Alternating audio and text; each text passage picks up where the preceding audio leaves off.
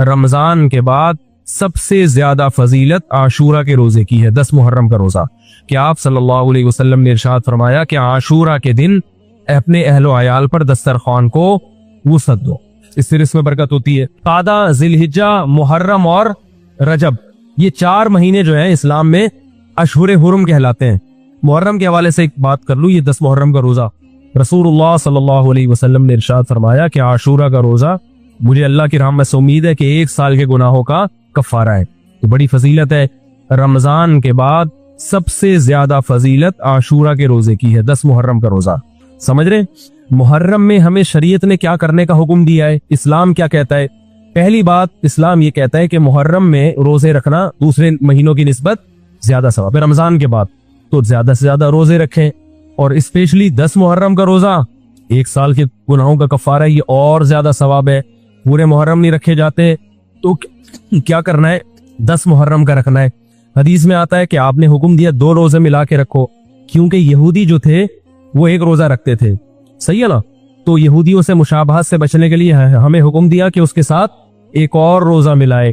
تو علماء یہ کہتے ہیں کہ آج کل یہودی 10 محرم کا روزہ نہیں رکھتے، تو اب مشابہت ختم ہو گئی ہے۔ تو اگر کوئی 9، 10 یا 10، 11 کا رکھ لے تو اچھی بات ہے، نہیں تو صرف 10 محرم کا بھی رکھ لے تو بھی انشاءاللہ پورا ثواب ملے گا، کیونکہ اب اس میں مشابہت رہی نہیں ہے۔ سمجھ رہے ہیں کہ نہیں سمجھ رہے؟ یہ کرنے کا کام ہے۔ دوسرا کام، محرم میں گناہ دوسرے مہینوں کی نسبت زیادہ، اس کی قباحت زیادہ بڑھ جاتی ہے، کیونکہ 4 مہینے محترم ہیں، شوال، ذیقعدہ، ذی الحجہ، محرم اور رجب، یہ 4 مہینے جو ہیں اسلام میں اشہر حرم کہلاتے ہیں۔ قرآن کہہ رہے فَلَا تَظْلِمُوا فِيهِنَّ أَنفُسَكُمْ، اس میں اپنی جانوں پہ ظلم مت کرو۔ یہ ماتم کرنا بھی تو ظلم ہے نا اپنی جان پہ، تو اللہ نے فرمایا ان 4 مہینوں میں اپنی جان پہ ظلم مت کرو، کسی بھی طرح سے ظلم ہو، جسمانی ظلم ہو، روحانی ظلم ہو۔ جسمانی ظلم ماتم کر کے بھی ہو سکتا ہے، اور انگاروں پہ چل کے بھی ہو سکتا ہے، اپنے آپ کو پیٹ کے بھی ہو سکتا ہے۔ روحانی ظلم کیا ہے؟ گناہ کر کا، تو نہ گناہ کرنے کی اجازت، نہ کسی اور طرح سے۔ عام مہینوں میں بھی ظلم کی اجازت نہیں ہے، نہ اپنے اوپر اور نہ کسی اور پر، تو ان 4 مہینوں میں ظلم کی نوعیت بڑھ جاتی ہے، سمجھ رہے ہیں؟ یہ ایک محرم کی فضیلت ہے اسلام میں۔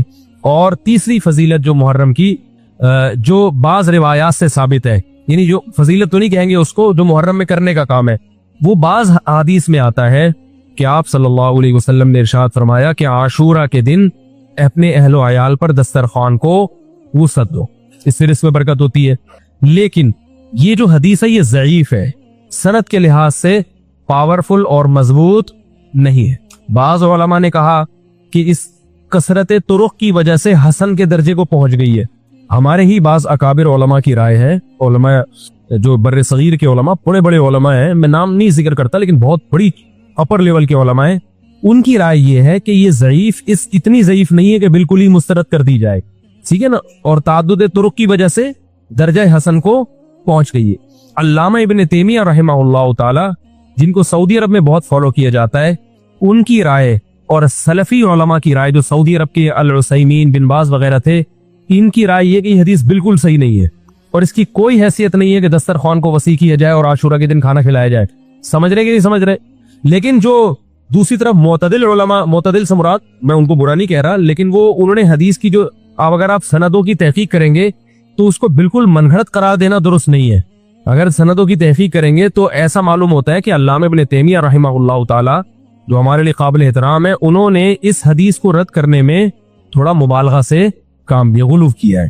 ایسا نہیں ہے کہ بالکل اس کی کوئی ویلیو نہیں ہے، تو ضعیف روایتیں ہیں لیکن کثرت طرق کی وجہ سے درجہ حسن کو پہنچ گئی ہے۔ سمجھ رہے کہ نہیں سمجھ رہے؟ اس وجہ سے بعض علماء کی رائے، بلکہ جمہور کی رائے یہی ہے کہ محرم میں اگر کوئی اپنے بچوں کو جمع کر کے اچھا کھانا کھلا دیتا ہے 10 محرم کو، اور یہ حلیم شاید یہیں سے نکلا ہے، کہ یوں تو وہ اچھا کھانا ہو جائے گا، تو وہ کہتے ہیں کوئی حرج نہیں ہے۔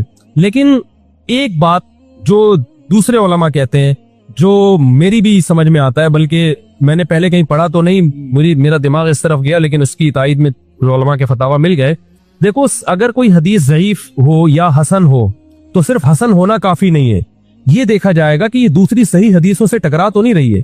یہ بھی ایک فقہ کا اصول ہے کہ اگر ایک کمزور چیز ہے لیکن وہ طاقتور دلیل سے ٹکرا رہی ہے تو پھر اس کمزور چیز کو بالکل رد کیا جائے گا۔ तो आशूरा के दिन रोजा रखने का हुक्म है। ये बिल्कुल बुखारी मुस्लिम की सही हदीस से साबित है। और जो खाना खिलाने वाली रिवायत है वो इस टक्कर की नहीं, उसको तो इब्ने तैमिया जैसे मौक़िफ़ ने बिल्कुल ही कलअदम करार दे दिया, बाज़ अरब उलमा ने भी बिल्कुल कलअदम करार दे दिया, अगरचे हमारी राय है कि बिल्कुल कलअदम नहीं है, लेकिन बहरहाल इसमें मुहद्दिसीन का बड़ा इख्तलाफ हुआ है। जबकि रोजा रखने वाली जो रिवायात है वो बिल्कुल बेगुबार है, उनको सब सही मानते हैं। तो खाना खिलाना और रोजा जमा, बोलो भाई, नहीं हो सकता, इसलिए कि अगर वो रोजे का दिन है तो खाने का दिन नहीं है, खाने का दिन है तो रोजे का नहीं। इब्ने तैमिया रहमहुल्लाह ताला की राय ये है कि बाज लोगों ने शिया की मुखालफत में गुलू किया है। शिया ने इस दिन को चूंकि मनहूस बना दिया 10 मुहर्रम को, तो उन्होंने मुखालफत में इस दिन को एक सेलिब्रेट करने के लिए ना खाना खिलाने का हुक्म दे दिया कि हम मनहूस नहीं समझते बल्कि इसका क्या करेंगे, ऑपोजिट के खाओ और खिलाओ। तो उन्होंने कहा ये भी गुलू हुआ है। दूसरी तरफ भाई मनहूस नहीं है, मुबारक है हमारी नजर में, लेकिन इतना मुबारक के उसमें खाना खिलाना और यानी ईद वाला अंसर खाना खिलाना तो ईद के दिन होता है ना, तो ईद नहीं है बहरहाल। तो ये भी बड़ी जानदार बात, अगर से अकली दलील है मगर ये ऐसी नहीं है कि बिल्कुल इसको कलअदम करार दे दिया जाए। तो अब उलमा ने दोनों हदीसों को तदबीक की कोशिश की उलमा ने कि भाई खाना भी खिलाओ और रोजा भी रखो, इफ्तारी में खिला दो, सहरी और इफ्तारी में। तो बात यह है कि इफ्तारी में अगर आप खिलाएंगे तो वो 11 मुहर्रम शुरू हो चुकी होगी, वो 10 मुहर्रम बोलो भाई नहीं रहेगी। दूसरा सहरी में जो खिलाने का मसला है ना, सहरी में, तो सहरी में जब हम कोई कहते हैं ना फला दिन ये काम करना है, फला दिन, तो उससे लुगत में जो जहन में मुतबादिर होता है ना वो दिन का वक्त है, वो 3:30 पौने 4 का वक्त नहीं होता। यही वजह है कि जो लोग इस हदीस पर अमल करते हैं आशूरा वाली, वो दिन में खाना खिलाते हैं, दोपहर के टाइम लंच करते हैं। वो इफ्तारी में तो वैसे ही दस्तरखान वसी होता है भूख की वजह से। अरे बाबा वो तो वैसे ही बच्चों को जब रोजा रखा हुआ है तो अच्छा खिलाओ, सहरी अच्छी कराओ, और इफ्तारी वो तो वैसे ही भूख की वजह से, रमजान में देखो ना कैसे खुले दस्तरखान होते हैं। तो मैंने बड़ी कोशिश की दोनों हदीसों को जमा करें, लेकिन तकल्लुफ के बगैर यह मुमकिन नहीं है। तो फिक़ा का एक उसूल है कि जब कोई बेगुबार सही हदीस होती है और उससे एक उसूल साबित हो रहा है, तो उसके मुकाबले में अगर कमजोर रिवायत आएगी जो उससे टकरा रही होगी, तो उस कमजोर रिवायत को, अगरचे वो मौजू मनगढ़ंत नहीं है, लेकिन उस कमजोर को इस सही हदीस की मुखालफत की वजह से बोलो भाई रद्द कर दिया जाए। इसलिए मेरा नालायक का मौक़िफ़ ये है, मैं बहुत नालायक हूं, मैं इतनी बड़ी बड़ी बातें करता नहीं हूं, लेकिन साड़ी अकलिच ये चीज आंधी नहीं है कि भाई जो रोजे का दिन है वो भूखे प्यासे रहने का दिन है, वो खाने खिलाने का नहीं है। इफ्तारी में तो वैसे ही खाओ भी खिलाओ भी। तो और इसका नुकसान ये भी होता है कि लोगों ने इस खाना खिलाने के चक्कर में रोजे छोड़ दिए। समझ रहे, जब हलीम पकेगा तो कौन रोजा रखेगा भाई, सारी रात घोटा लगेगा हलीम का कि कल दस्तरखान वसी करना है, तो फिर रोजा गया, वो तो तेल लेने गया, रोजा कौन रखेगा रोजा। तो वो हदीस, सही हदीस की बिल्कुल इसमें टाइट किस्म की मुखालफत हो रही है, ठीक है ना। नालायक की राय, फिर भी अगर कोई दूसरे उलमा की राय को फॉलो करता है तो वो खाए भी खिलाए भी। मैं कहता हूँ जो मजबूत चीज है उसको लेना चाहिए, जो कमजोर चीज है उसको छोड़ देना चाहिए। हमारे हजरत मुफ्ती रशीद अहमद साहब रहमहुल्लाह एक बात कहते थे कि जहां खाना खिलाने की हदीस आएगी ना, वहां मुसलमान उसको ले ही लेगा। खाने पीने की जहां बात आएगी मुसलमान क्या करता है, वो कहता है भाई ये सही है, ये बिल्कुल सही हदीस है, ठीक है ना। वो क्या करता है, जिन उलमा की तहकीक है वो तो तहकीक से कह रहे हैं, लेकिन आम पब्लिक की आदत ये होती है कि फतवा भी उसी का फॉलो करेंगे जहां खिलाने का तस्करा है। तो अब हमारे कहते जहां खाना खिलाने की बात आई, मुसलमान कहता है बस ये बिल्कुल सही बुखारी की तर्ज पर, ये बुखारी की शर्त पर ये हदीस। तो भाई भूखा रहना इबादत है, भूखा रहना सुन्नत है।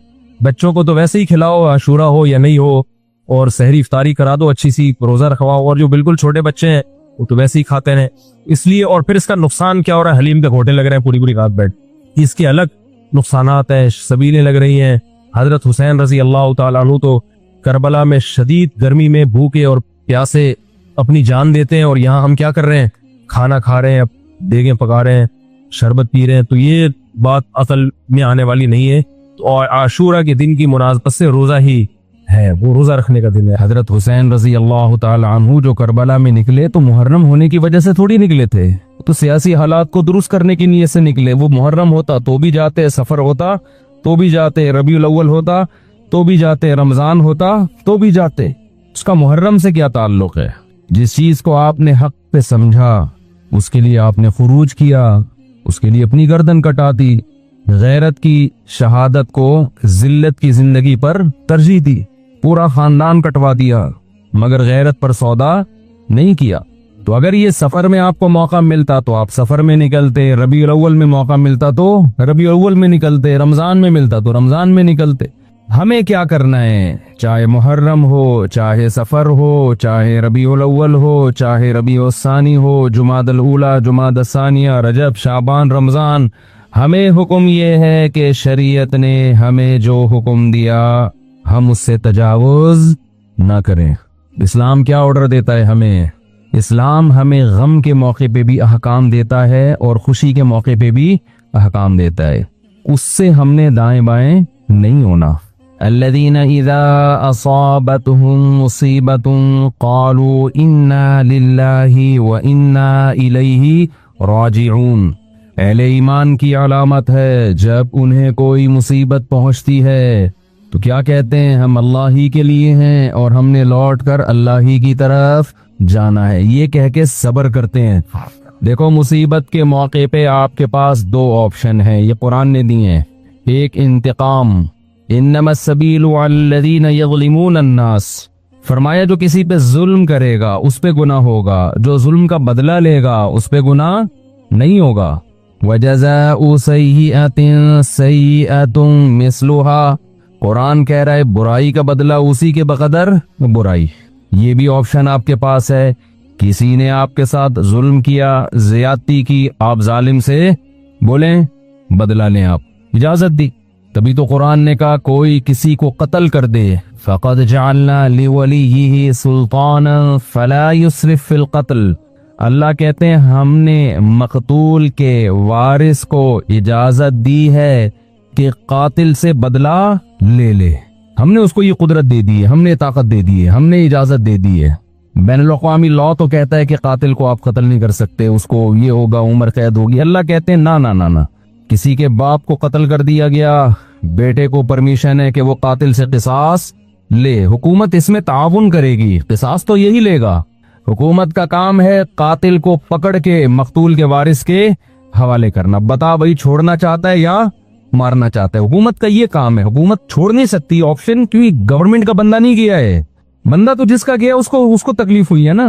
جو سیکولر حکومتیں ہیں وہ انسانوں کو اپنا غلام سمجھتی ہیں، حالانکہ وہ دعویٰ کرتے ہیں کہ ہم انسانوں کو غلامی سے نکال رہے ہیں۔ اسلام کہتا ہے کسی کے غلام نہیں ہے، کوئی حکومت کا غلام نہیں ہوتا، حکومت کا کام مینجمنٹ ہے اور لوگوں کو ظلم کا بدلہ دلانا ہے، عدل و انصاف فراہم کرنا ہے۔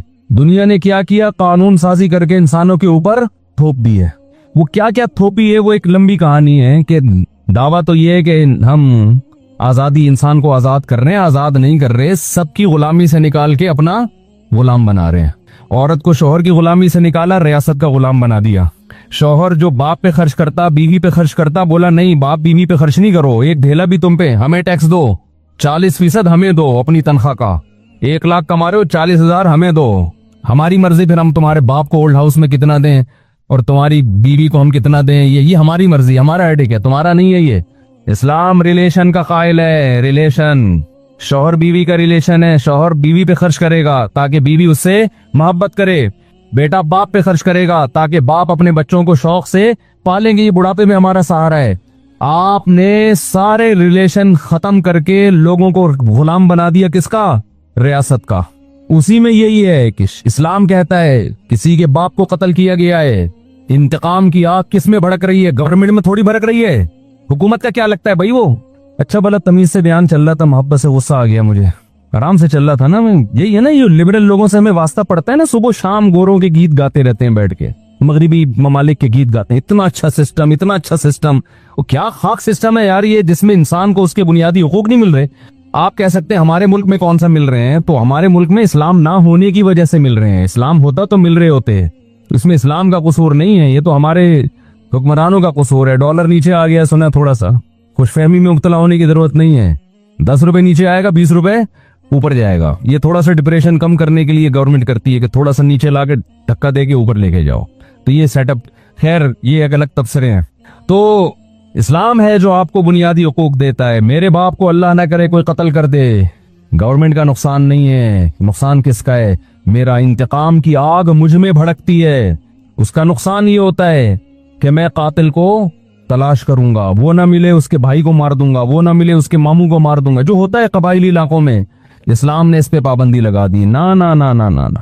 اللہ کہتے ہیں فقط جعلنا لولیہ سلطانا، دیکھو ہم نے تمہارے جذبات کا خیال کیا ہے، ہم نے تمہیں طاقت دی ہے کہ قاتل سے بدلہ لوگے تمہیں گناہ نہیں ملے گا. اب جب ہم نے تمہیں تمہارا حق دے دیا تو اب حد سے تجاوز نہ کرو. کیا مطلب؟ قاتل کے علاوہ کسی اور سے بدلہ لینے کی کوشش نہ کرو. اس نے آپ کا ایک مہمان مارا، آپ نے کہا ہم اس کے 2 مہمان ماریں گے. یہ کام ایک پنجاب والا چلا گیا نا، پنجاب والا چلا گیا وزیرستان میں، وہاں قبائلی لڑائیاں ہو رہی تھیں، تو وہ کہیں باہر اس کو چارپائی پہ سلا دیا انہوں نے. تو اس کو ڈر لگ رہا ہے یار ان کی تو دشمنی اٹھا کی رات کو آوازیں آتی، مجھے کو مار پور کے نہ چلا جائے. اس نے دروازہ بجایا، بھائی مجھے اندر سلا. اس نے کہا کیوں گھبرا کیوں رہا ہے؟ اس نے کہا مجھے ڈر ہے آپ لوگ کی دشمنیوں میں نہ مارا جاؤں. اس نے کہا فکر نہ کرو، وہ ہمارا ایک مہمان مارے گا، خدا کی قسم اس کا 10 مہمان مارے گا. اس نے کہا بے اس کا تم 10 مارو 20 مارو، ہم تو مر گئے نا، ہم تو گئے کام سے. تو دیہاتی علاقوں میں چاہے بلوچستان ہو، چاہے اندرون سندھ ہو، چاہے کے پی کے ہو، چاہے پنجاب ہو، یہی ہوتا ہے. جہاں قانون نہیں ہے وہاں کیا ہے؟ قاتل نہ ملے تو جو ملے اس کو مار دو. قرآن اس سے منع کر رہا ہے. نا نا نا نا نا. دیکھو ہم نے تمہیں رائٹ دیا، گورنمنٹ نہیں دیتی ہے، گورنمنٹ کہتی ہے نہیں. اتنے لمبے کیسز چلتے ہیں، مقدمے چلتے چلتے چلتے چلتے پھر جج پیسے کھا کے. ایسا بھی ہوتا ہے، وہ جو ججز بیان سن رہے ہیں ان کے علاوہ کی بات کر رہا ہوں. تو انصاف نہیں ملتا انسان کو. عمر قید تو ہے ہی نہیں اسلام میں، لمبی جیل میں ڈال دیا، وہ اور بڑا مجرم بن کے آئے گا. وہ کھانے پینے سے گیا. یہاں کتنا اچھا قانون بنایا کہ قاتل کو پکڑ کے حکومت کیا کرے گی؟ باپ کو مارا ہے تو بیٹے کے حوالے، شوہر کو مارا ہے تو بیوی کے حوالے، لے بھائی اپنے میاں کا بدلہ لے لے. اور اگر دیت لے کے چھوڑنا چاہے تو اس کا بھی آپشن تیرے پاس ہے، دیت لے لے چھوڑ دے اس کو. پھر قرآن نے دیت کی ترغیب دی. وَمَنْ عُفِيَ لَهُ مِنْ أَخِيهِ شَيْءٌ، جس کو اپنے بھائی کی طرف سے معافی مل گئی. یعنی اللہ مقتول کے وارث کو کہہ رہے ہیں قاتل بھی تمہارا دینی بھائی ہے تو بھائی سمجھ کے چھوڑ دو. ترغیب دی ہے، زبردستی نہیں کی اسلام نے. حالانکہ اللہ تو زبردستی بھی کر سکتا ہے نا کہ چھوڑنا پڑے گا، لیکن اللہ کہہ رہے میں ایسے قانون کیوں بناؤں؟ حالانکہ وہ خدا ہے، اس کو ہم پہ حق ہے، پھر بھی وہ کہہ رہا ہے کہ ایسے قانون کیوں بناؤں کہ انتقام کی آگ بڑھ کے ان کے دل میں. خدا جب ہمارے جذبات کی رعایت کر رہا ہے تو گورنمنٹ کون ہوتی ہے جو رعایت نہ کرے؟ بھائی اللہ حکومت سے بڑا ہے کہ نہیں ہے؟ اس کو ہم پہ زیادہ قدرت ہے. تو قرآن نے کیا کہا؟ ترغیب دی کہ اس کو کیا کرو؟ معاف کرو. بہتر یہی معاف کر دو، دیت لے لو، پیسے لے کے چھوڑ دو، اس سے تمہاری غربت دور ہو جائے گی، تمہارا نقصان ہوا اس کی تلافی ہو جائے گی. اے اللہ اس سے تو ہم اگر دیت لے کے چھوڑیں گے یہ تو غیرت کے خلاف ہے. ہمارے باپ کو مارا، وہ قیامت میں کہے گا کہ پیسے لے کے چھوڑ دیا. تو اللہ کہتے ہیں نا نا نا نا نا نا نا، یہ دنیا کا سزا ہے، آخرت میں قاتل کو معاف نہیں کروں گا. دنیا میں تو قاتل سے قصاص لے بھی لیا جائے نا، گردن اڑا بھی دی جائے تو اس کا جرم تھوڑی معاف ہوتا ہے. اس لیے کہ جس کو مارا ہے اس نے تو بدلہ ابھی لیا نہیں ہے. دیکھیں جب کوئی قتل کرتا ہے 2 نقصان ہوتے ہیں، ایک تو جو بندہ مارا اس کا نقصان وہ گیا، دوسرا اس کے لواحقین کا نقصان. تو ابھی تو لواحقین کی تلافی ہوئی ہے، جو بندہ گیا ہے اس سے تو آخرت میں حساب لیا جائے گا. میں سمجھا پا رہا ہوں اپنی بات کہ نہیں سمجھا پا رہا؟ ابھی میں نے محرم پہ بیان کرنا ہے لیکن یہ قصاص کی بات درمیان میں آ گئی. میں یہ بتانے کے لیے کہ ہر چیز کا ایک ضابطہ لا بیان کیا ہے اسلام نے. تو قرآن کیا کہہ رہے؟ قاتل کو فلا یسرف فی القتل، ہم نے اجازت دے دی ہے تو قتل میں حد سے تجاوز نہ کرو. نمبر 1 حد سے تجاوز کیا ہے، جس نے قتل کیا اس کے علاوہ کسی اور کو مارنے کی کوشش نہ کرو. تو جی اس کا چاچا آ گیا تو اس کا ماموں آ گیا تو اس کا خالو آ گیا، اس کو اڑا دیا. نا نا نا نا. نمبر 2 قتل کرنے میں بھی حد سے تجاوز نہ کرو، اس کو تڑپا کے مت مارو. تبھی حدیث میں آتا ہے لا قواد الا بالسیف، قصاص لیا جائے گا تلوار سے، اس میں تکلیف کم ہوتی ہے. سعودی عرب میں گردنیں اڑائی جاتی ہیں نا، دیکھی ہوں گی آپ نے، اب تو وہاں بھی آہستہ آہستہ کم ہو رہا ہے. اس میں کیا کرتے ہیں، جلاد ادھر ایک تلوار لگاتا ہے گردن پہ پیچھے، جیسے ہی تلوار لگتی ہے آپ کی جتنے بھی کنیکشن ہے نا دماغ اور باڈی کا فوراً ختم، تکلیف کا احساس ختم. ادھر قاتل کی گردن الگ ہوئی، قاتل تڑپتا ہوا نظر آتا ہے مگر اسے تکلیف بولو نہیں ہوتی، کیونکہ دماغ اور باڈی کا کنیکشن کیا ہو گیا، ختم. تو وہ تکلیف کیسے محسوس کرے گا؟ لیکن دہشت بہت ہوتی ہے، کیونکہ جس طرح اس کی گردن الگ ہو کے گرتی ہے اور جس طرح اس کی لاش تڑپ رہی ہوتی ہے، اس سے لوگوں پر ایک دہشت طاری ہو جاتی ہے اور لوگ قتل سے بچ جاتے ہیں کہ یار ہمارا بھی انجام ہوگا. کتنا پیارا حکم ہے کہ جو قتل کا مقصد تھا لوگوں کو بچانا آئندہ جرم سے، وہ مقصد پورا حاصل ہو رہا ہے. اور قاتل کو تکلیف کم سے کم دی جا رہی ہے. میں سمجھا پا رہا ہوں اپنی بات. لیکن جو اسلام مخالف قوت ہے ان کا قانون کیا ہے؟ بند کمرے میں لٹکاؤ. بند کمرے میں کسی کو عبرت ہوگی ہے بھائی؟ ایک صاحب سعودی عرب سے آئے, بہت پرانی بات ہے, انہوں نے کہا کہ میں نے پہلی دفعہ سعودی عرب میں جب قصاص دیکھا نا, گردن اڑائی, تو میں 2 گھنٹے کانپتا رہا ہوں کھڑے ہوئے. بتاؤ جس نے یہ منظر دیکھا ہو وہ خود کسی کو قتل کرنے کی جرت کر سکتا ہے؟ حالانکہ بلوچ تھے, وہ ہمارے دوست تھے اور بڑے مضبوط بلوچ تھے. بلوچ تو ویسے ہی مضبوط عام طور پر ہوتے ہیں, بہادر بھی ہوتے ہیں. ان کو وہ کہہ رہے پھر بھی مجھے, میں کیا کر رہا ہوں, ایسے کانپ رہا ہوں میں. تو بتاؤ یہ دہشت کے بعد کوئی ہمت کرے گا؟ لیکن جس کو قتل کیا ہے قصاصاً اس کو تکلیف بولو کم سے کم. لیکن جو اسلام مخالف قانون ہے وہ ہے پھانسی. بند کمرے میں کیا کرتے ہیں؟ پھانسی لٹکا دیتے ہیں. اس میں قتل ہونے والے کو تکلیف اور اذیت بے انتہا ہے. گلا گھونٹ کے مارو کسی کو, آپ اپنا گلا گھونٹیں تھوڑی دیر کے لیے, اندازہ ہو جائے گا اس میں کس قدر اذیت ہوتی ہے. لیکن عبرت کا پہلو اس میں کیا ہے؟ 0, کیونکہ بند کمرے میں چھپا کے ہوتی ہے. ایک نقصان تو یہ. دوسرا نقصان, جب کھلے عام قصاص لیا جاتا ہے جو اسلام کا حکم ہے, اس میں معافی کا آپشن بہت زیادہ ہے. جو قاتل مقتول ہے نا, اس کے وارثوں کو پبلک کہے گی کہ یار اس کو کیا کرو, چھوڑ دو, ہمیں ترس آ رہا ہے. ساری دنیا کے سامنے چوک پہ بٹھائے ہوئے اس کو گردن اڑانے کے لیے, چھوڑو یار دیت لے کے کیا کرو, بولو نا معاف. اس وقت زیادہ ترس آتا ہے لوگوں کو. اس بات کا امکان ہے کہ قاتل معاف کر دے. اور بہت سے ایسے واقعات ہوئے جب چوک پہ لایا گیا اور جلاد تلوار لے کے کھڑا ہوا ہے, لوگوں نے آ کے درخواستیں کی چھوڑ دو, تو مقتول کے وارثوں نے کیا کہا؟ معاف کیا. بہت ہیں. بند کمرے میں پھانسی میں یہ حکمت, یار نہیں بول رہے رفیع بھائی, پولیس لے کر آؤ. جملہ آپ کو نا سینٹنس جو ہے جملہ کمپلیٹ کیا کریں, جس سے مجھے احساس ہوتا ہے کہ دیکھو میں پوری بیداری کے ساتھ بیان کر رہا ہوں. 1.5 پراٹھے کھا کے بیٹھا ہوں میں یہاں پہ. مجھے ڈاکٹر کہہ رہے ہیں کہ نہیں پراٹھے نہیں کھاؤ, یہ عمر پراٹھوں کی نہیں ہے, کوئی بھی عمر نہیں ہے پراٹھوں کی. لیکن اگر ناشتے میں پراٹھے نہ ہوں تو وہ بیان ایسا مرجھایا ہوا ہوتا ہے, پھر جیسے آپ بیٹھے ہوئے ہیں نا, پھر میں ویسے بیٹھا ہوا ہوتا. تو اس کی ہم نے تلافی یہ کی ہے کہ بھائی صبح پراٹھے کھا لو, دوپہر کا کھانا نہ کر دو. کیا خیال ہے اس کی تلافی اس طریقے سے؟ پراٹھے چھوڑ دیں, دنیا چھوڑ دے آدمی, ناشتے میں اس کے بغیر مزہ نہیں ہے. کھائے تو مزے کی چیزیں نا. ڈاکٹر لوگ جو ڈائٹنگ پلان بناتے ہیں اس میں تو انسان کے زندگی کے مزے, آپ دیکھو کیٹو ڈائٹ کے نام سے آج کل آ رہے ہیں کہ صبح یہ کھائیں, پالک کے اتنے پتے کھا لیں. ہم بکری کو کھلاتے ہیں پالک کے پتے, اتنا پودینہ, اس میں اتنے ٹماٹر ڈال کے چاٹ بنا کے کھا لیں اس کو.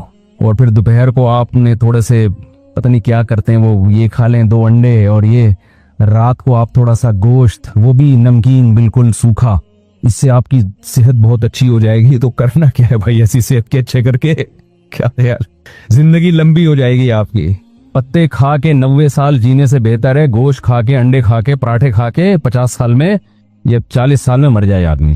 میں خود صحت کا قائل ہوں کہ انسان کو پھوڑنا پھاڑنا نہیں چاہیے, صحت کا بہت خیال کرنا چاہیے, کیونکہ جب بیمار ہوتا ہے تو اندازہ ہوتا ہے صحت کتنی بڑی نعمت ہے.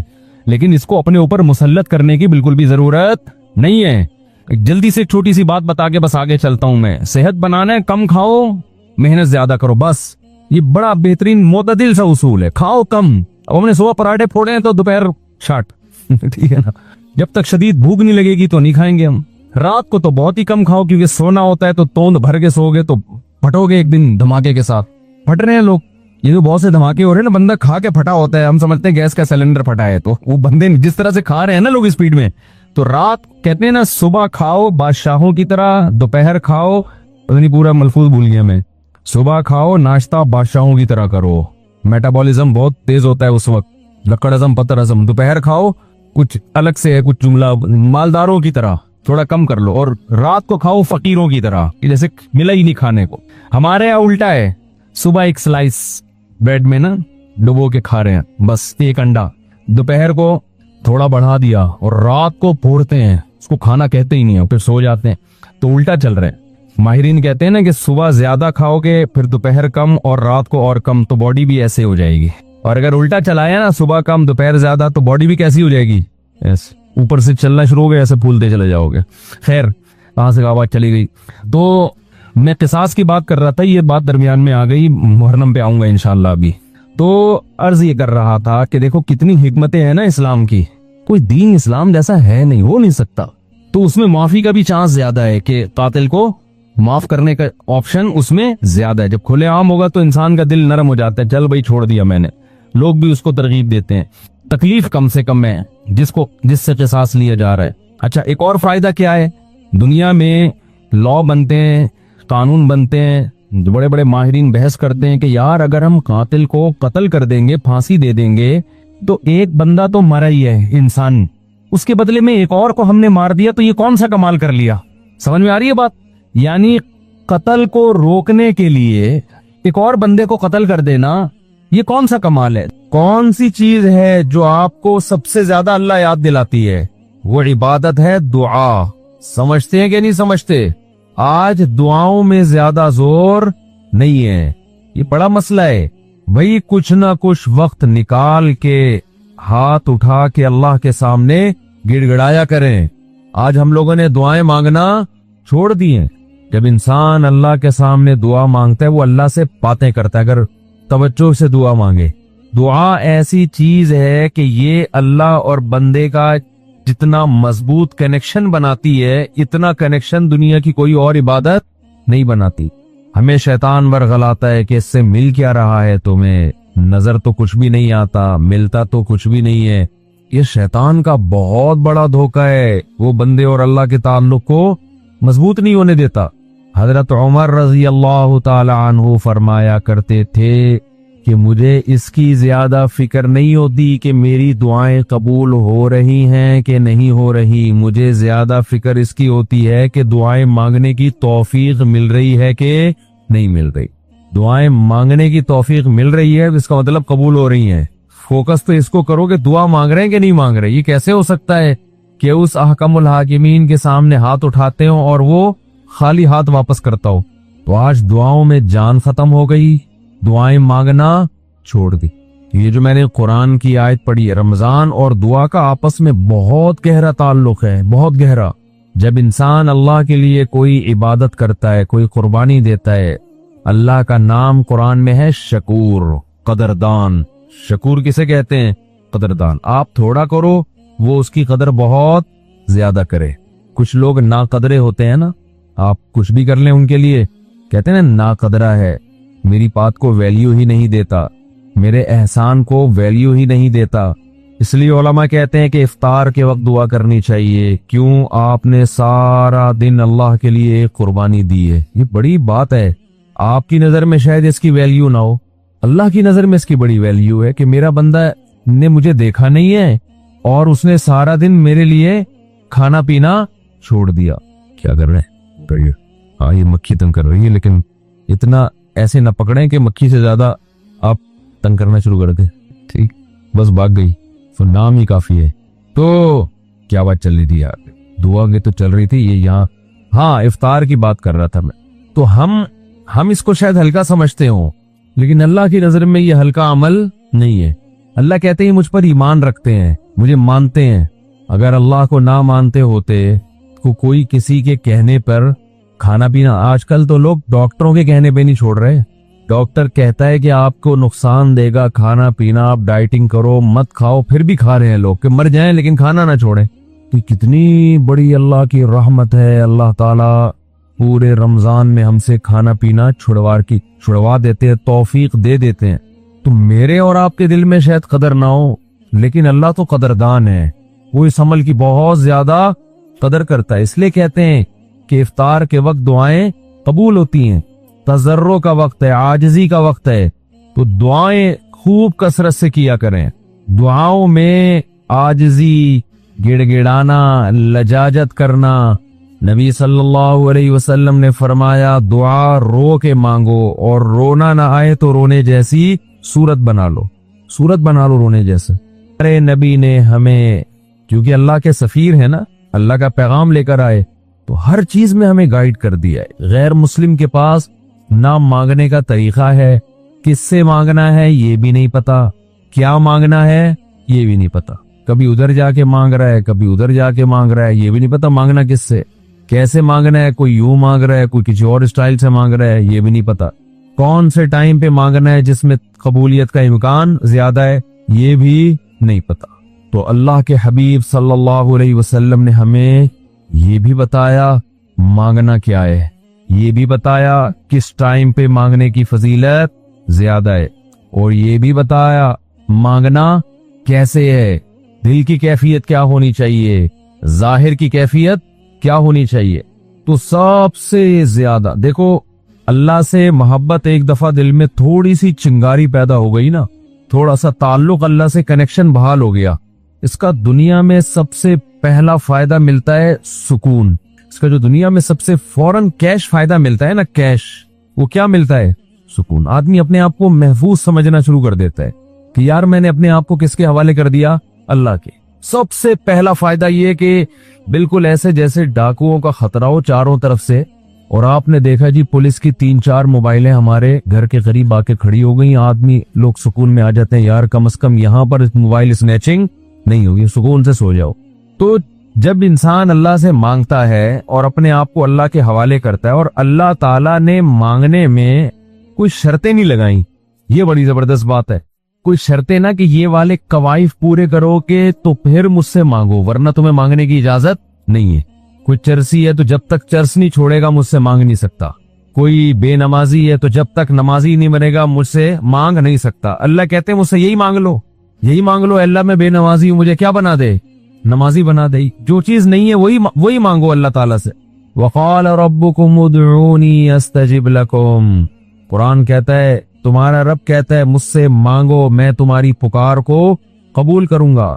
اور کمال کی بات یہ ہے، پہلے مجھے اس آیت کی تفسیر سمجھ میں نہیں آتی تھی۔ اللہ کہتے ہیں مانگو میں تمہیں دوں گا، نہیں مانگو گے ایسے متکبرین کے لیے میں نے جہنم کی آگ رکھی ہے بھائی، یہ سمجھ سے بالاتر۔ میں آپ سے کہہ رہا ہوں مجھ سے قرضہ مانگو، آپ کہتے ہیں شکریہ جی آپ نے آفر کی، ضرورت ہوئی تو مانگیں گے، نہیں تو ٹھیک ہے جی بہت شکریہ۔ میں کہہ رہا ہوں اگر نہیں آئے نا مانگنے کے لیے، پھر دیکھو میں غنڈے بھیجوں گا، کٹ لگواؤں گا۔ آپ کہو گے یہ کون سا طریقہ ہے بھائی، یہ مجھ پر احسان کر رہے ہو یا گن پوائنٹ، یہ زبردستی کروا رہے ہو کام؟ سمجھ میں آ رہی ہے بات کہ نہیں آ رہی ہے؟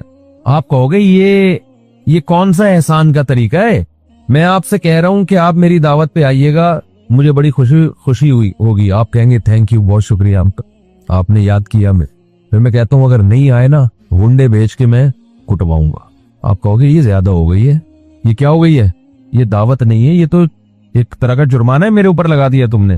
میں آپ سے کہتا ہوں بھائی میں علاقے کا ناظم ہوں، میں علاقے میں یہ تھانے کا میں ڈی ایس پی ہوں، کوئی مسئلہ ہو میرے پاس آنا۔ آپ کہیں گے سر آپ کا بہت شکریہ، آپ کا ٹرانسفر ہوتے ہی آپ نے سب سے پہلے مجھے یاد کیا، کوئی بھی ضرورت ہوگی آپ کو بتاؤں گا، آگے سے تڑی لگا دی۔ اگر تمہیں کوئی ضرورت پڑی اور نہیں بتایا نا ہے بھائی، سب سے پہلے لاکر میں تمہیں ڈالوں گا۔ تو آپ کہیں گے سر یہ آپ مجھے عزت دے رہے ہیں، یہ میری توہین کر رہے ہیں، تعجب کی بات ہوگی کہ نہیں ہوگی؟ تو اللہ تعالیٰ تو یہی انداز اختیار کر رہے ہیں کہ مجھ سے مانگو میں تمہیں دوں گا۔ ان الذین یستکبرون عن عبادتی سیدخلون جہنم داخرین، نہیں مانگا تو ایسے لوگ ذلیل ہو کر جہنم میں داخل ہوں گے۔ یہ کچھ بات سمجھ میں آ رہی ہے بھائی؟ یہ تو عجیب سی بات ہے نا کہ مانگو، نہیں مانگا تو میں نہیں چھوڑوں گا تمہیں۔ اصل بات یہ ہے کہ علاقے میں ایس ایچ او آیا، کوئی محلے کا دادا آیا، وہ آپ سے کہتا ہے کوئی پرابلم ہو بتانا، آپ کہتے ہیں بڑی نوازش آپ کی، پھر بھی آپ اس کو پرابلم نہیں بتاتے، وہ غصہ نہیں آتا، اس کو غصہ نہیں آتا، اس لیے کہ وہ مخلوق ہے، وہ عاجز ہے، اسے پتا ہے کہ بعض دفعہ بندے کو کام پڑتا ہی نہیں ہے، بعض دفعہ پڑتا ہے تو اس کے کوئی دوسرے تعلقات ہوتے ہیں، بعض دفعہ کام پڑتا ہے لیکن وہ چاہتا ہی نہیں ہے کہ کام وہ ایسے ہی رہے معاملہ۔ لیکن اللہ کے ہاں یہ تینوں آپشن آپ کے پاس نہیں ہے۔ آپ یہ کہیں کہ اللہ تو نے مجھ سے کہا تھا کہ میں تجھ سے مانگوں، لیکن میری کوئی ایسی ضرورت ہی نہیں جو میں مانگوں تجھ سے، یہ کہہ سکتے ہو کیا ہے بھائی؟ اس کا مطلب تم اللہ سے مستغنی ہو گئے، اللہ کے دیے بغیر بھی تمہیں دائیں بائیں سے تمہارے کھانچے کھلے ہوئے، جو اگر کھلے ہوئے ہیں تو وہ کھانچے کس کے اختیار میں ہیں؟ وہ تو اللہ کے ہاتھ میں۔ آپ یہ بھی کہہ سکتے ہو کہ مجھے اس لیے مانگنے کی ضرورت نہیں کہ میرے تو سارے مسائل حل ہو رہے ہیں، میں صبح میری جاب لگی ہوئی ہے، میری تنخواہ ہے، ایک ملٹی نیشنل کمپنی میں اچھی سیٹ پر بیٹھا ہوا ہوں میں، میری سیلری گھر آ جاتی ہے، مہنگائی بھی نہیں ہے، پیٹرول بھی نئی حکومت نے سستا کر دیا ہے وغیرہ وغیرہ، تو اب تو کوئی مسئلہ ہی نہیں ہے۔ تو اللہ کہے گا اگر کوئی مسئلہ نہیں ہے بالفرض، اول تو پاکستان میں ہو اور مسئلہ نہ ہو، یہ ہو نہیں سکتا، یہ تو پھر اس کا مطلب ہے آپ سو رہے ہیں، آپ کی کوئی اٹھائے گا اور آنکھ کھل جائے گی آپ کی۔ تو آپ کے ساتھ اگر کوئی مسئلہ نہیں ہے، آپ ان اسباب کو دیکھ رہے ہو، اس کا مطلب آپ سمجھتے ہو کہ ہوتا اسباب سے ہے، اللہ سے نہیں ہوتا۔ بھئی اللہ تو جب چاہے ان اسباب کو فیل کر دے۔ آپ اپنے آپ کو خدا سے مستغنی سمجھ رہے ہو. آپ سمجھ رہے ہو مجھے خدا کی ضرورت نہیں ہے. اس پر اللہ عذاب دے گا کہ تو اپنے آپ کو یہ سمجھ کیسے بیٹھا کہ تجھے ضرورت نہیں ہے میری. یہ ایسے محلے کا کوئی دادا آیا اور سارے کام اس کے ہاتھ میں. اس نے آپ سے بولا کوئی تنگ کرے تو مجھے بتانا, اور اسے پتا ہے کوئی نہ کوئی تنگ کر رہا ہے اس کو, آپ پھر بھی نہیں بتا رہے اس کو. وہ بلائے گا, بولے گا بھائی آپ کیوں نہیں بتا رہے. آپ کہتے ہیں بھائی کوئی مجھے تنگ کر رہا ہے تو میں برداشت کر رہا ہوں اس لیے نہیں بتا رہا. اس پہ غصہ نہیں آئے گا اس کو. لیکن اگر آپ نے اس سے کہا کوئی مجھے تنگ کر رہا ہے, میں آپ کو اس لیے نہیں بتا رہا کہ مجھے پتا ہے کہ میرے جاننے والے ہیں وہ مجھے بچا لیں گے, اس دادے کو غصہ آئے گا کہ میرے علاوہ کون اس محلے کا دادا ہے بھائی. آئے گا کہ نہیں آئے گا؟ تو اللہ کے سامنے ہم یہ بھی نہیں کہہ سکتے کہ اللہ یہ پریشانیاں مجھے تنگ کر ہی نہیں رہی ہیں, مجھے کوئی ٹینشن ہے ہی نہیں. یہ بھی نہیں کہہ سکتے. اس لیے نہیں کہہ سکتے کہ ہم انسان ہیں, مخلوق ہیں, اللہ کے ہاتھ میں سارے اسباب ہے. وہ جب پریشان کرنے پر آئے گا, وہ مصیبتیں دینے پر آئے, ہم میں سے کسی میں دم نہیں ہے کہ ان مصیبتوں کو اس کی توفیق کے بغیر برداشت کر لیں. یہ ممکن نہیں ہے. اور یہ بھی ممکن نہیں ہے اس کے علاوہ کوئی وہ مصیبتیں ہم سے دور کر دے. کتنی بڑی وعید ہے دعا نہ مانگنے پر. اور جو لوگ دعا نہیں مانگتے, حقیقت یہ ہے کہ وہ اپنے آپ کو دعا سے مستغنی سمجھتے ہیں. وہ کہتے ہیں مجھے ضرورت کیا ہے. میں ایک چٹکلا سناتا ہوں نا ایسے موقع پہ. ایک آدمی اپنا گدھا بیچنے جا رہا تھا بازار میں. کسی نے پوچھا کیا کر رہا ہے, اس نے کہا کہ یہ گدھا میں جاؤں گا مارکیٹ میں لاکھوں کا بکے گا. کسی نے کہا کہ انشاءاللہ کہہ دے کہ اگر اللہ نے چاہا. اس نے کہا انشاءاللہ, یعنی اللہ نے چاہا کہنے کی کیا ضرورت ہے. گدھا میرے ہاتھ میں, نسل اس کی اچھی ہے, مارکیٹ میں گدھے کی مانگ بھی ہے. گدھے مارکیٹ سے کیا ہو گئے ہیں, شارٹ. اگر وہ ہماری مارکیٹوں میں آتا, اسمبلیوں میں آتا, پتا چلتا ہے یہاں مارکیٹ سے شارٹ نہیں ہے, ہول سیل کے حساب سے ہمارے یہاں. تو اب اسے لوگ کہہ رہے ہیں کہ بھائی بول دے اگر اللہ نے چاہا. وہ کہہ رہے اللہ نے چاہا کہ سب کچھ صحیح ہے, سب کچھ صحیح ہے.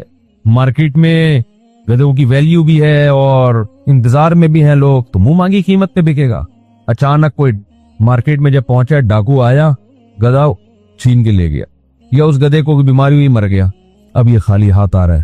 اسی بندے سے رابطہ ہوا, اس سے پوچھا ہاں بھائی کیا ہوا. کہہ رہے انشاءاللہ میں گدھا لے کے جا رہا تھا, انشاءاللہ کوئی ڈاکو آیا, انشاءاللہ اس نے چاقو نکالا, اور انشاءاللہ وہ گدھا مجھ سے چھین کے لے گیا. اب بات پہ کیا لگا رہا ہے انشاءاللہ. اس نے کہا کمبخت جب لگانا تھا تو اس وقت تو لگایا نہیں انشاءاللہ, اور اب لگا رہا ہے. تو ہم پر جب مصیبت پڑتی ہے پھر ہم کہتے ہیں یار اللہ کہاں ہے. تو بھئی یہ تو مصیبت سے پہلے اللہ کو پکارو. جو اللہ کو نہیں پکارتا یہ اس کی علامت ہے کہ اس کی نظر اسباب پر ہے, اللہ پر نہیں ہے. وہ سمجھتا ہے یہ جیسے کافر اسباب کو دیکھتا ہے نا, وہ تو کہتا ہے خدا کیا کر رہا ہے. گاڑی کے ایکسیلیٹر پہ پاؤں رکھو تو گاڑی چلتی ہے, بریک پہ پاؤں رکھو تو رکتی ہے. تو اللہ کہاں ہے؟ تو اللہ کو اگر نہیں کوئی پکارتا تو اللہ اس کا مطلب پھر یہ سمجھتے ہیں کہ یہ سمجھتا ہے کہ اس کو میری ضرورت نہیں ہے. بہت بڑا جرم ہے. بات پہ اللہ سے دعا مانگا کرو. پیغمبروں کی کتنی دعائیں اللہ نے قرآن میں نقل کی ہیں. بات پہ دعائیں مانگتے تھے, بات پہ دعائیں یاد کریں. دعائیں ایک کتاب آتی ہے مناجات مقبولہ, یہ نام نوٹ کر لیں. کیا نام ہے اس کا؟ مناجات مقبولہ. ہر کتاب ہر لائبریری سے مل جائے گی. یہ جو جتنے بھی کتب خانے ہوتے ہیں نا, مولانا اشرف علی تھانوی رحمہ اللہ تعالی نے قرآن اور حدیث کی دعاؤں کو جمع کر کے ایک چھوٹی سی کتاب میں لکھ لیا ہے. ایک چھوٹی سی کتابچے میں جمع کر لیا ہے قرآن کی دعائیں اور حدیث میں جو دعائیں. بہت جاندار دعائیں ہیں وہ. اچھا, دعا ایسی چیز ہے کہ جب جن الفاظ سے انسان مانگ رہا ہوتا ہے نا, وہ الفاظ بھی اس کے دل پہ اثر کر رہے ہوتے ہیں. تو انہوں نے بڑا شاندار کام یہ کیا کہ اب چونکہ دعائیں تو بہت زیادہ ہیں, ساری دعائیں قرآن اور حدیث کی آپ پڑھیں گے تو ایک ہی اتنی لمبی ہو جائے گی پھر. تو انہوں نے اس کو 7 حصوں میں ڈیوائیڈ کر دیا ہے.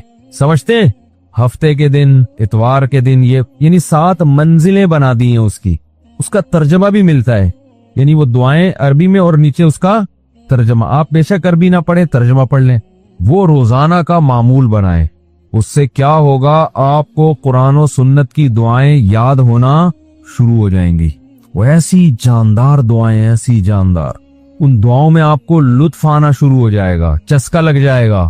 کیسی دعائیں دیکھو, ایک پڑھ کے سناتا ہوں. اللہم قسم لنا من خشیتک मा तहूलु बिही बैनना व बैन मासियतिक, ए अल्लाह हमें इतना अपना खौफ दे दे, हमारे दिल में अपना इतना खौफ डाल दे कि वो खौफ हमारे और तेरी नाफरमानी के दरमियान आड़ बन जाए। समझ में आ रही है बात? ज्यादा खौफ नहीं चाहिए, ज्यादा खौफ पैदा हो गया तो जिंदगी का मजा किरकिरा हो जाएगा। जब आपके दिल में किसी चीज का खौफ मुसल्लत हो जाता है तो लज्जतों से महरूम हो जाते हो आप। देखो बच्चों के दिलों में इम्तिहान का खौफ होता है ना खा रहे हैं ना पी रहे हैं। कराची में तो ऐसा कोई सेटअप नहीं है, कोई खौफ वौफ नहीं होता। पंजाब में देखा है हमने, बच्चों के पेपर होने वाले, एग्जाम होने वाला, एक दिमाग में मुसल्लत कर लेते हैं। ज्यादा मुसल्लत करेंगे तो फिर पढ़ाई भी नहीं होती, उनसे हाथ पांव कांपने लगते हैं। कराची में अल्लाह का फजल है, ये टेंशन कराची में जितनी भी हुकूमतें रही हैं अब तक की रिपोर्ट के मुताबिक उन्होंने ये बड़ा फायदा पूरे सिंध में अल्हम्दुलिल्लाह, ये सिंध गवर्नमेंट जब जितनी भी रही है अब तक, चाहे किसी की भी हो, तो ये अल्हम्दुलिल्लाह उन्होंने फैसिलिटी दी है कि कराची की आवाम को पढ़ाई लिखाई से अल्हम्दुलिल्लाह बिल्कुल फारिग कर दिए। लड़कों में पढ़ने का रिवाज है ही नहीं। कुछ दिन पहले मैं आ रहा था सफर पे तो कराची का एक लड़का वहां पढ़ने गया था, इस्लामाबाद हैबटाबाद में शायद कैडेट कॉलेज, बाल कैडेट कॉलेज में पढ़ रहा था। तो मैंने कहा कराची में, नॉर्थ कराची में कहीं रहता था या नाज़िमाबाद में, वहां गया हुआ। उसने कहा भाई हमारे अप्पा अम्मा ने अच्छा फैसला किया, मुझे वहां एडमिशन करा दिया, मैं पढ़ लेता हूँ, छुट्टियों में घर आ जाता हूँ। तो वो बता रहा था कि ये कराची में, वो मुझे कह रहा था कि हम हैरान होते हैं कराची में जहाँ तो वहां कोई है ही नहीं, पढ़ाई लिखाई की बात ही नहीं। कह रहे यहाँ आओ तो हर आदमी, मैंने देखा है पंजाब में हर बच्चा पढ़ाई की बात कर रहा है, सब पढ़ाई में आगे निकलने की कोशिश कर रहे हैं, कुछ बिजनेस में आगे जाने की कोशिश कर रहे हैं। यहाँ आओ तो पढ़े हुए हैं। कराची में अल्हम्दुलिल्लाह पढ़े हुए लड़के पूरी पूरी रात क्रिकेट खेल रहे हैं और हमने भी बयान करके अप्रिशिएट कर दिया। वो कह रहे हैं ठप्पा लग गया, अब तो और खेलो। हमने तो इसलिए खुशी का इजहार किया था कि चलो रोजा तो रख रहे हैं ना, ये मतलब थोड़ी था कि कुछ भी नहीं करो। तो यहाँ अल्हम्दुलिल्लाह ये सहूलत है कि यहाँ आप पढ़ने के अलावा दुनिया का हर काम कर सकते हैं कराची, और पढ़े बगैर आपको डिग्रियां मिल जाती हैं। वो अलग बात है, अपना भी बेड़ा गर्क और कौम का भी बेड़ा गर्क होता है। ना खुद कुछ आता है, ना तरक्की थोड़ी कर सकता है आदमी फालतू डिग्रियां लेके, वो पकड़ा जाता है कहीं ना कहीं। एक हमारे मशहूर डॉक्टर थे जो बड़े अच्छे डॉक्टर थे, क्या हैं डॉक्टर, जब उनकी जाली डिग्रियां पकड़ी गई, लोगों ने कहा यार डिग्री को छोड़ो, बंदा में काबिलियत है। तो वो थोड़े दिनों में काबिलियत कभी ऐसी की तैसी हो गई। जो अंदर से होता है ना थोड़े दिनों में आदमी वो आ जाता है, आप छुपा नहीं सकते ज्यादा अरसा। तो जाली डिग्रियां जाली ही होती हैं, पकड़ा जाता है आदमी। तो मुफ्ती तारिक मसूद साहब के बयानात सुनने के लिए youtube.com/मुफ्ती तारिक मसूद को सब्सक्राइब करें, और अगर आप लाइव वीडियो को कभी भी मिस नहीं करना चाहते हैं तो सब्सक्राइब करने के बाद बेल आइकन पे क्लिक करना मत भूलें। जज़ाकल्लाह।